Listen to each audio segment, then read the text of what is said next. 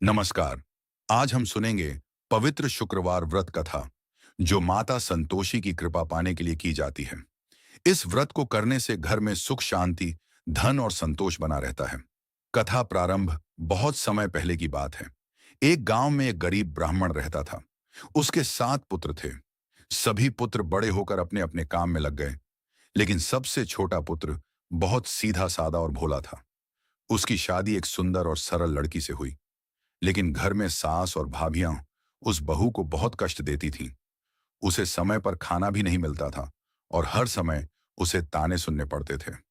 एक दिन उस बहू को अपनी सहेलियों से माता संतोषी के शुक्रवार व्रत के बारे में पता चला। उन्होंने बताया कि जो भी यह व्रत सच्चे मन से करता है, माता उसकी सभी मनोकामनाएं पूरी करती हैं।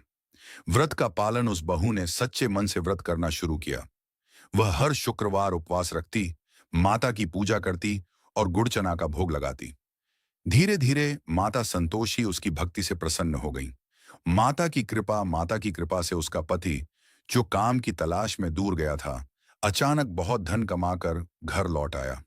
घर में खुशियां आने लगी, लेकिन भाभियों को यह सब अच्छा नहीं लगा। उन्होंने व्रत के नियम को तोड़ने की योजना बनाई। व्रत में बाधा एक दिन जब बहू व्रत कर रही थी, तब भाभियों ने उसके बच्चों को खट्टा खटाई खाने के लिए दे दिया, जबकि व्रत में खट्टा खाना सख्त मना होता है। इससे माता संतोषी नाराज हो गईं। अचानक घर में फिर से दुख और परेशानी आने लगी। सच्ची भक्ति का फल बहू को अपनी गलती का एहसास हुआ। उसने फिर से सच्चे मन से व्रत करना शुरू किया और इस बार सभी नियमों का ध्यान रखा।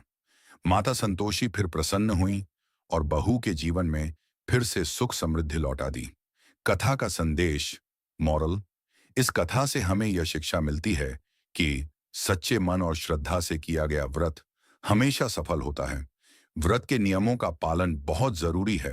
संतोष, संतुष्टि ही सबसे बड़ा सुख है। समापन, आउटरो: जो भी भक्त इस कथा को श्रद्धा से सुनता या पढ़ता है, माता संतोषी उसकी सभी मनोकामनाएं पूर्ण करती हैं। बोलो माता संतोषी की जय।